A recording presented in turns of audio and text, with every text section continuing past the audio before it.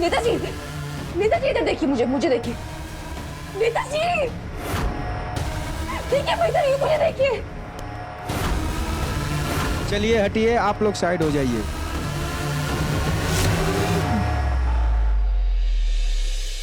ठीक हो ना?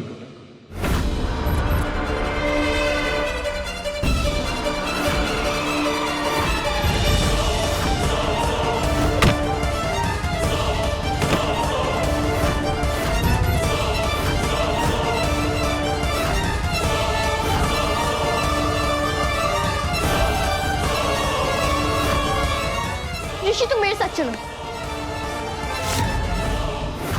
प्लीज नेताजी को कुछ मत होने दीजिए, प्लीज कुछ कीजिए। नेताजी, हाँ, मैं इधर ही हूँ, आगे को ले रखिए।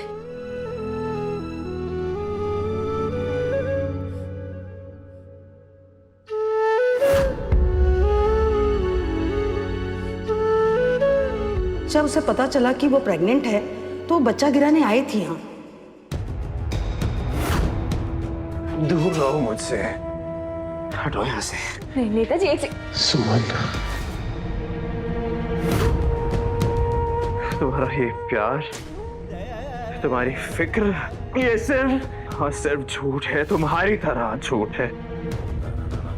नहीं नेताजी, प्लीज बहुत खून बह रहा है, आप प्लीज मेरी बात बहने दो। 5 साल पहले जो मेरे दिल ने उम्मीद बांधी थी कि मेरी सुमन आएगी और सब कुछ ठीक हो जाएगा, उस दिल के टूटने का रंग भी दिखने दो लोगों को। 5 साल पहले सोचा था कि मेरे टूटे हुए दिल को मेरी सुमन आके जोड़ेगी। सुमन आई, लेकिन क्या हुआ? उस टूटे हुए दिल के 1000 टुकड़े और कर दिए सुमन ने। प्लीज मुझे ये कपड़ा रखने दीजिए, मेरी बात। अरे कुछ नहीं सुनना मुझे। क्या सोचा था तुम्हारे बारे में? तुम कैसी निकली? मेरी सुमन जिसे हर एक की फिक्र थी, तुम खुद के ही बच्चे को मारने चली थी, हमारे प्यार की निशानी को मारने चली थी, मेरे ऋषि को खत्म करने चली थी, बच्चा गिराने। आपका बच्चा नहीं है वो, और अगर होता भी तो किस हक से आप सुना रहे मुझे ये सब? पति तो है नहीं आप मेरे, क्योंकि एक पति अपने पत्नी को ऐसे बीच सड़क में छोड़ के नहीं चला जाता। अरे मुझे पता होता कि तुम प्रेग्नेंट हो तो क्या? तो अब क्या? रिश्ते की भीख देते मुझे? नहीं चाहिए, क्योंकि जो कुछ आपने किया उसके बाद मुझे आपसे इंसाफ के अलावा कुछ नहीं चाहिए। इसलिए आपका पता होना या ना होना उससे मुझे कोई फर्क नहीं पड़ता है। फर्क पड़ता है। एक बच्चे की लाइफ में उसके बाप की मर्जी भी जरूरी होती है सुमन। और अगर तुमने ठान लिया था कि तुम्हें बच्चा गिराना है, तो इस फैसले पे मेरा भी हक बनता था सुमन। खूनी हो तुम। खूनी मैं हूँ? ये बात बोल तो एक बार आपकी जबान नहीं लड़खड़ाई?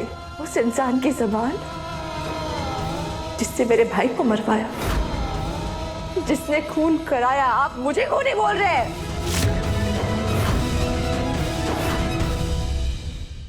तीर्थ को सुमन से मिलने किसने भेजा था? तुम दोनों को स्मार्ट बनने का बहुत शौक है ना? तुम लोगों को क्या लगा कि मुझसे छुपा लोगे? तीर्थ और सुमन का मिलन हो जाएगा। हो गया मिलन, मिल गई तसल्ली। देख लो क्या किया आपकी प्यारी बहू ने, आपके लड्डू को मरवाने की कोशिश। ऑनेस्टली वो दोनों चाहे मरे या जिए, आई डोंट केयर, लेकिन अगर मेरी रेवा को कुछ हुआ ना तो तुम लोग। शुभ बोलो तुम देविका। सुमन तीर्थ को मरवाने की कोशिश नहीं करेगी, पत्नी है वो उसकी, अपने ही पति को क्यों मारेगी? सुमन ऐसी नहीं है। सासू माँ, बढ़ती उम्र में घटती अकल का नमूना है आप। जब बात सुमन पे आती है तो तुम सब लोग अपनी आंखों पे पट्टी लगा देते हो क्या? हा? सुमन का नाम सुनते ही तीर्थ उसका पति है, सुमन बेचारी है। हेलो, कोई पतिवती नहीं है तीर्थ भैया। आपके लड्डू को वो सुमन छोड़कर चली गई है। सबूत है मेरे पास। सबूत।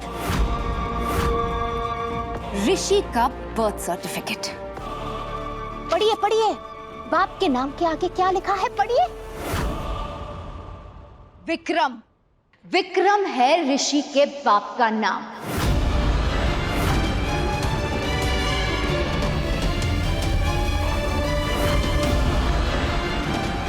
अभी भी मेरी बात पे यकीन नहीं है? डोंट वरी, और सबूत है। मैरिज सर्टिफिकेट, हॉस्पिटल के बिल्स, जब भी ऋषि हॉस्पिटल में एडमिट हुआ है, कोई भी खर्चा हुआ है, सारे खर्चे विक्रम ने उठाए। किसने? ऋषि के बाप ने। विक्रम ही सुमन का पति है और ऋषि का बाप है। सुमन ने आप सबको और तीर्थ भैया को जानबूझकर यकीन दिलाने की कोशिश की कि ऋषि तीर्थ भैया का बेटा है। तीर्थ और सुमन की लड़ाई में सुमन चाहती थी कि आप सब कमजोर पड़ जाए, और क्या हुआ? आप सब कमजोर पड़ गए और सुमन वो बन गई ताकतवर। क्यों? क्योंकि उसका पति, उसके बच्चे का बाप विक्रम उसके साथ खड़ा है। दोनों ने मिलके तीर्थ भैया को पिटवाया है। बस करो तुम, भगवान के लिए चुप हो जाओ। मेरी सुमन ऐसी नहीं है, मुझे मेरी सुमन पर पूरा भरोसा है। वो ऐसा कुछ नहीं करेगी। आखिर हमें ले चलो हॉस्पिटल। हाँ माँ। भगवान जी, रक्षा करना मेरे बच्चों की। थैंक गॉड, सही वक्त पर मैंने ये नकली डॉक्यूमेंट्स बनवा दिए। अब ये नकली डॉक्यूमेंट्स ही सुमन को हराने में मेरे काम आएंगे। वैसे जो भी है, बुढ़िया कह तो सच रही थी, सुमन तीर्थ को पिटवा नहीं सकती। आखिर कौन है वो दिग्गज जिसने तीर्थ को पिटवाया? हम भाग क्यों रहे हैं? दीदी, आपको क्या हुआ? ऋषि, तुम मेरे साथ चलो जल्दी।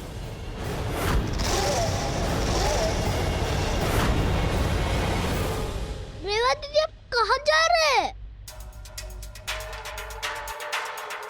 इतने लोगों के बीच विक्रम अंकल कुछ नहीं कर पाएंगे। हम भाग क्यों रहे और हम यहाँ क्यों आए? आप इतनी डरी क्यों हो? मैं ऋषि को विक्रम अंकल के बारे में नहीं बता सकती, वरना वो डर जाएगा। ये लड्डू अंकल लिफ्ट में फंस गए इसलिए? छोटा पैकेट, हम ना यहाँ पे इसलिए आए क्योंकि दादी और दादू आने वाले थे, और अगर हम यहाँ पे नहीं आते ना तो फिर वो डबल टेंशन में हो जाते, वो हमें ढूंढते, इसलिए हम लोग यहाँ पे आए हैं। लेकिन दीदी ना, एक प्रॉब्लम है। क्या प्रॉब्लम है? मुझे ना वॉशरूम जाना है। वॉशरूम? ऋषि, तुम थोड़ी देर के लिए कंट्रोल करो ना प्लीज। नहीं होगा, यही निकल जाएगी। बाथरूम ढूंढो ना दीदी। ठीक है, चलो।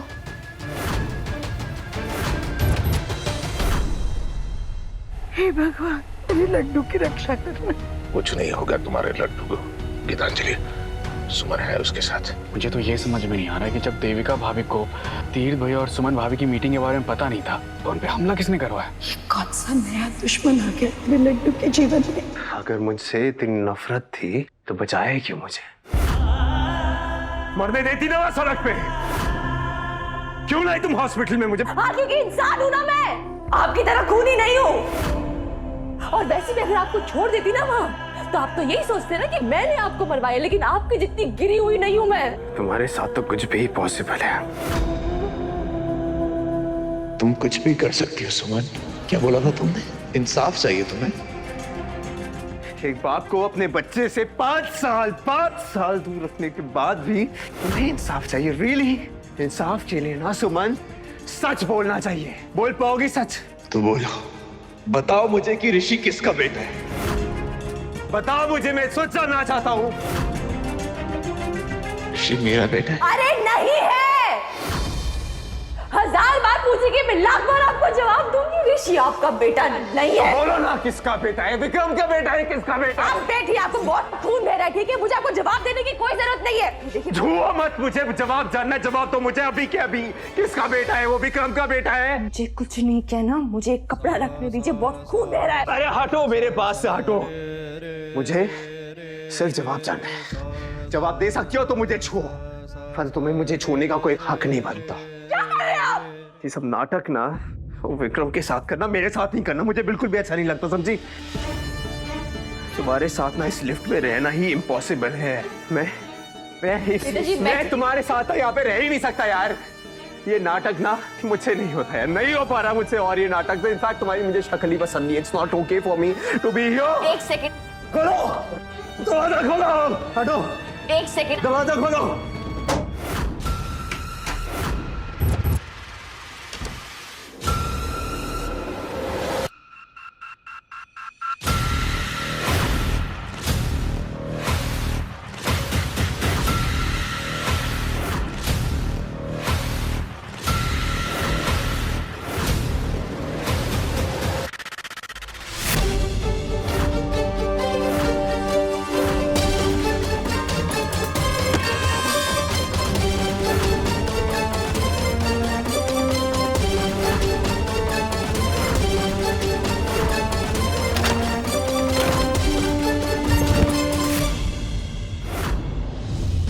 मुझे छुआ कैसे तुमने? ऐसे।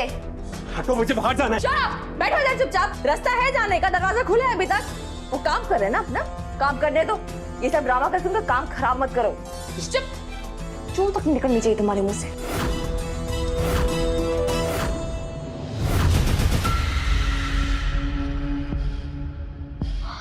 लगता है चले गए। मुझे अब ऋषि के पास जाना होगा, वो अकेले बहुत डर रहा होगा।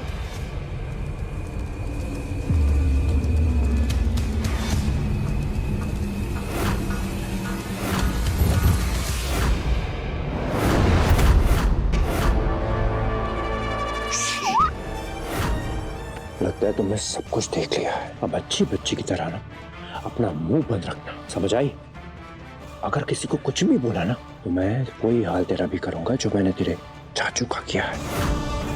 और हो सकता है वही हाल मैं ऋषि का भी कर दूं। समझ आई? किसी से कुछ नहीं कहेगी ना?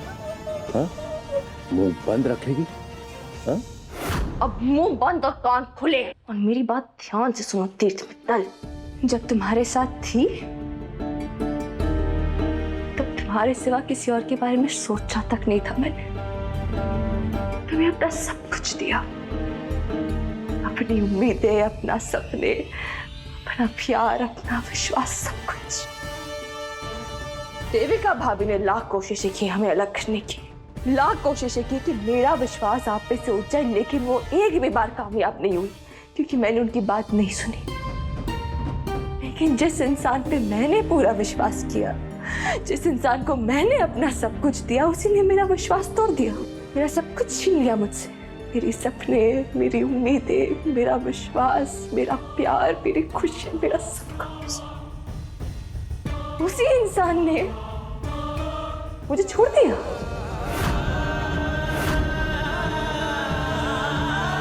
उसी इंसान ने मेरे भाई को मरवाया।